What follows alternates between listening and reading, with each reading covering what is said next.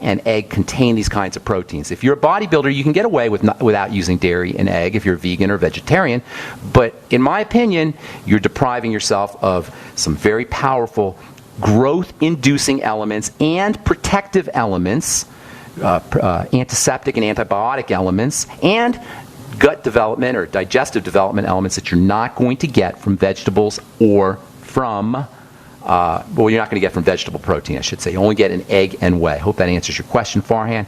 And if you've got any more questions, you can email me, ben@ksco.com. All right, so I'm really excited about our next guest because this guy is an expert in one of the more confusing subjects in nutrition. No, the most confusing subject in nutrition. That's the idea of minerals.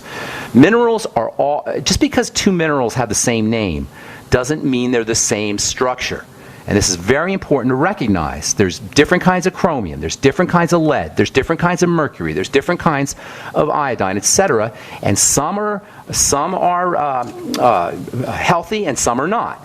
And you have to know about the form of the mineral. We talk here about plant-derived minerals, and they're a completely different animal, so to speak, completely different mineral than a heavy metal, for example. I want Dr. Andrew Harley, our guest coming up here to talk about this a little bit. Dr. Harley has an undergrad degree in earth sciences and a PhD in soil science and plant nutrition. And make no mistake about it, this is a very important and very difficult PhD to have. He's got 25 years of managing environmental issues in the soil and in the water. He's been responsible for hundreds of assessments and the cleanup of contaminated sites. He's dealt with a wide range of contaminants, including herbicides, pesticides, heavy metals. His specialty is soil remineralization, that is returning minerals back to the soil to improve soil health, as well as food nutrition. And he's also a very proud member, and I'm proud to have him aboard in the Longevity family. Thanks so much for joining us today, Dr. Harley. How you doing, buddy? Yeah, doing great, thanks, Dr. Fuchs. Thanks for having me on the call. Thank you for joining us. So, when I was in pharmacy school and when I was studying chemistry, there was nothing that had the same idea of difficulty as something called PChem, right? Physical chemistry. And there were these bumper stickers that people used to have that said, honk if you passed PChem. Because physical chemistry is right, have you ever seen that? Honk if you passed PChem.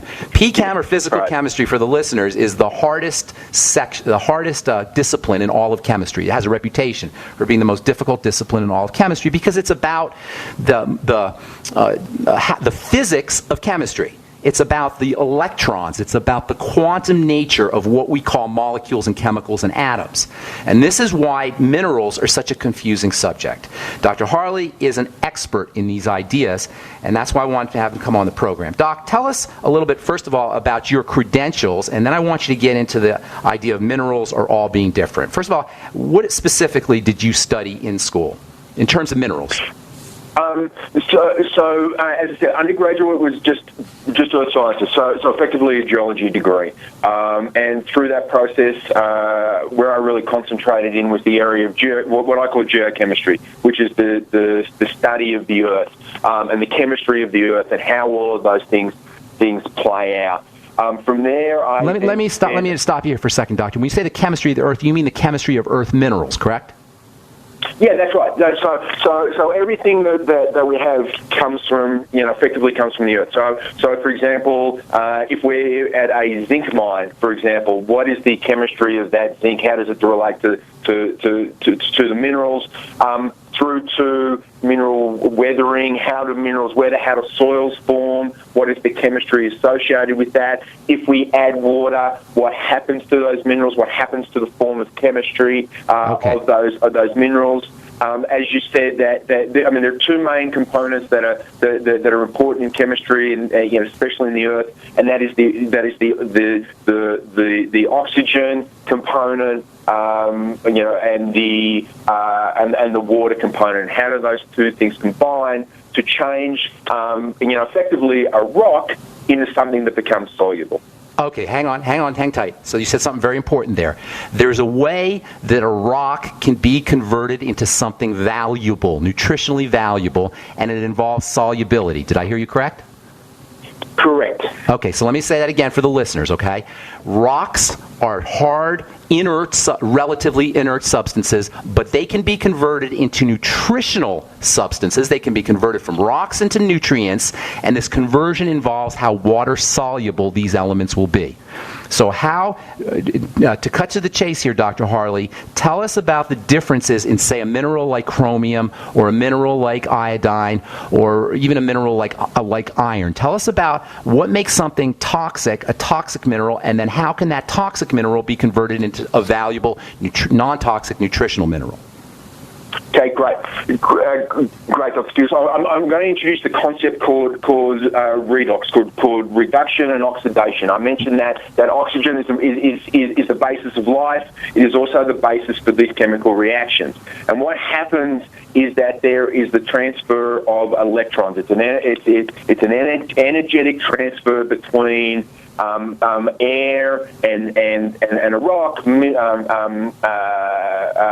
water and a rock, these components. And as that energy transfers from the water to the rock, the transfer comes from the water to the rock or from the air to the rock, correct?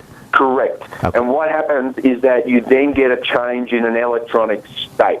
So you mentioned chromium, for example, and everyone's not sure what's that. Aaron Brockovich and hexavalent chrome. And hexavalent chrome means that it has a positive charge of 6 electrons. When that electron is lost out of that, it reduces down to what is called oxidized to what is called chrome 3. Now, chrome 3, hexavalent chrome 6, hexavalent chrome is toxic. That is a toxic compound. But as that electron is transferred to chrome 3, then what happens is that actually becomes a non-toxic form and is actually the form that the body actually needs. Okay, hang tight. We got to take a break, Doc. But what I'm hearing you say is that you can take toxic chrome, react it with oxygen, or react it with water, and it becomes a nutritional element. Correct? Correct.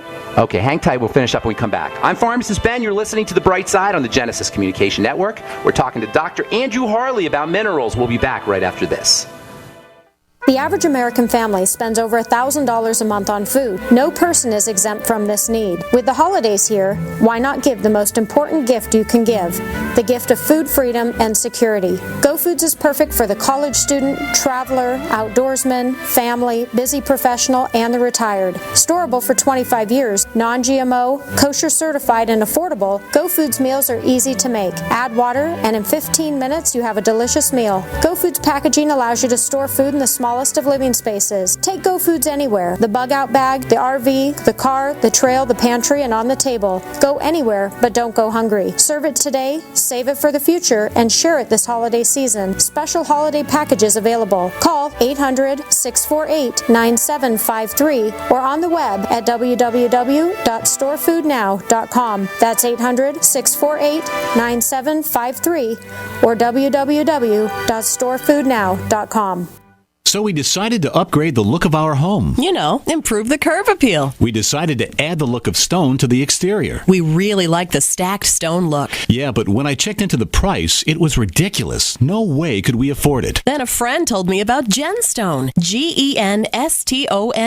Genstone comes in lightweight panels made of polyurethane. They've actually engineered the hassle out of installation. No mortar, no mesh. It was easy. Even I could do it. We just screwed the panels to the wall and it looks like stone. I mean, it really looks like stone. Yeah, from the box to the wall in minutes. We love the look of our home now. And Genstone is durable, comes with a 25-year warranty, and offers additional R-value for insulation. If you want the look of stone at a price you can afford, call Genstone at 855-955-STONE. Trust me, you'll save money. And you'll love the look. 855-955-STONE. That's 855-955-7866. What good is a Big Berkey water filter? We get that question a lot here at BigBerkeyWaterFilters.com. And in a word, the answer is protection. Protection from water main breaks, E. coli contamination, environmental chemical spills, pesticide runoff, chlorine taste and smell, and all forms of fluoride. Plus, Big Berkey water filters are the original gravity water filter system and most trusted on the market for a reason.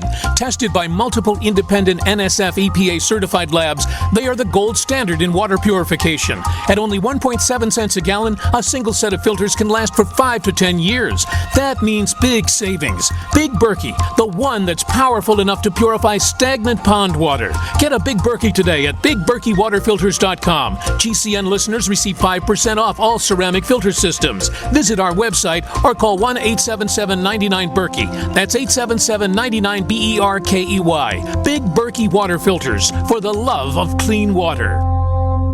Don't complain about your cable bill going up and up and up. Do something about it. Grab a pencil and jot down this special number, 1-855-905-MY-TV. The more cable TV rates go up, the better digital satellite TV looks.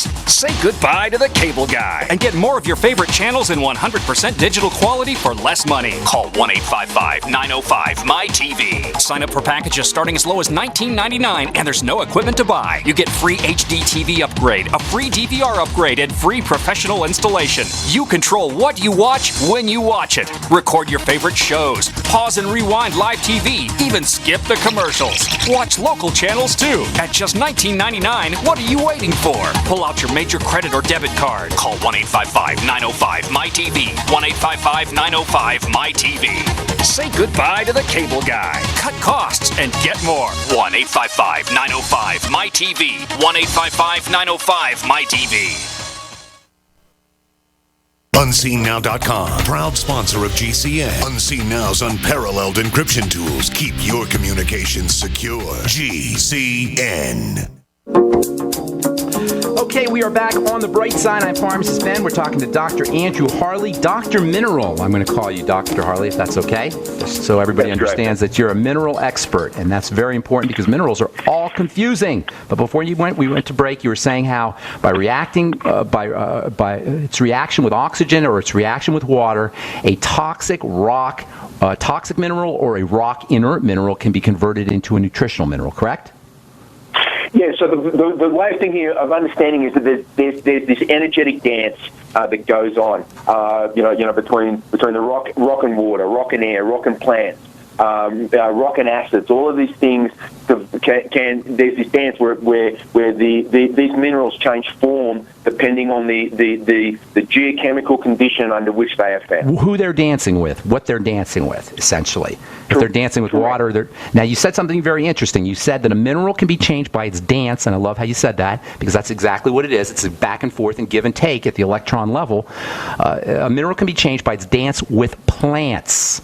Thus, the term plant-derived minerals. So not all minerals are the same, first of all. I'm saying this to the listeners now. Not all minerals are the same, even if they have the same name. Not all chromiums are the same. Not all iodines are the same. Not all arsenics are the same. Not all mercuries are the same, etc.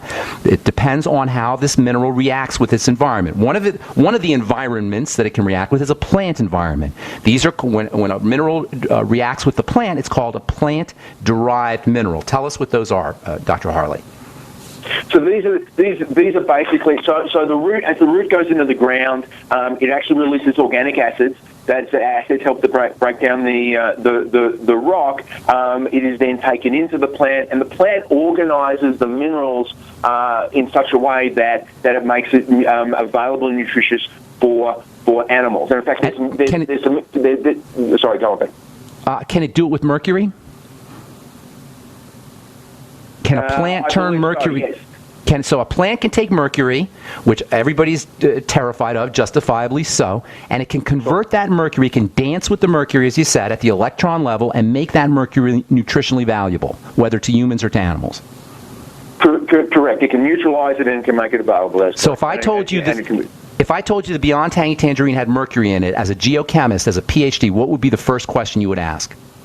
First question is, what form is it in? Perfect. Firstly, what form is it in, and what is its concentration? Did you guys hear that? That's what you gotta know. Not all mercury's the same. So if some bonehead prints an article that says there's mercury in here, in the Beyond Tangy Tangerine, you gotta ask what kind of mercury. Is the same true about aluminum? Same is true about aluminum. And the other thing about that, Ben, and you know this as a chemist, it all depends on the particular analysis. There are hundreds of analyses you could do to understand what is in the compound. So you need to know the analysis, you need to know the form, you need to know the concentration, and these are the things taken in total before you can make that decision. Okay, now did you read this article did you get a chance to read this thing that was published? I did get a chance to read it. Okay, so what's your take on it? Look, I mean, there's a couple of things. I mean, firstly, the results are being compared. I am assuming to groundwater data. Certainly, the arsenic